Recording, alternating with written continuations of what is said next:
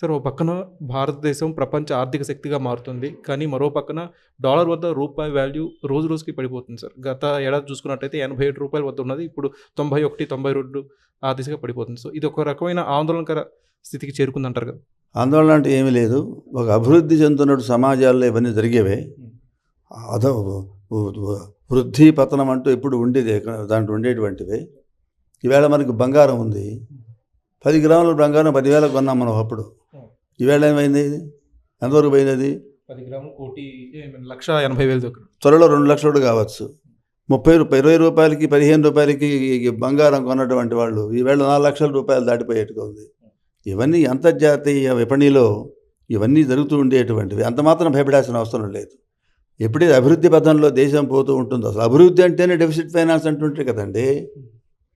అసలు అభివృద్ధి అంటే ఎకనామిక్స్ చెప్పేవాళ్ళు, ఎకనామిక్స్ అభివృద్ధి అంటేనే ముందు డెఫిసిట్, ఎన్సీ సర్ప్లస్ బడ్జెట్ కాదు, డెఫిసిట్ బడ్జెట్ చూపించమంటున్నారు.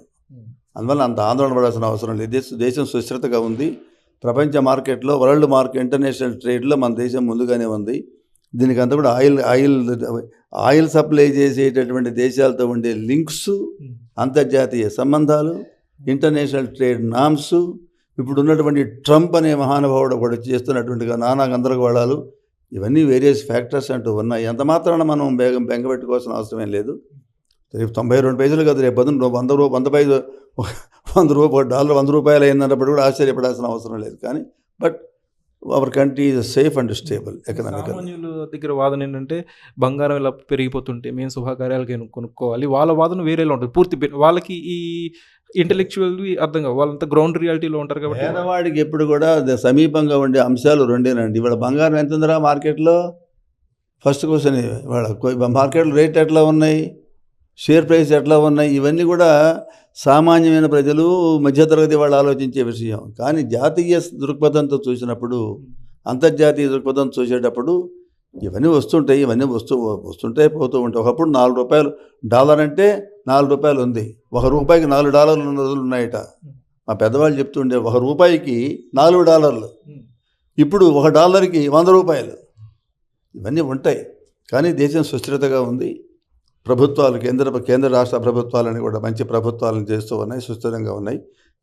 తాత్కాలికమైన రాజకీయమైనటువంటి ఒడిదుడుకులు, అధికారం కోసం ప్రాకులాట, స్వార్థ రాజకీయాలు, తర్వాత బ్లాక్ మనీ, ఈ బ్లాక్ మనీ ఎట్లా బయటికి లాగాలని ప్రభుత్వం కూడా ఆలోచిస్తూనే ఉంది.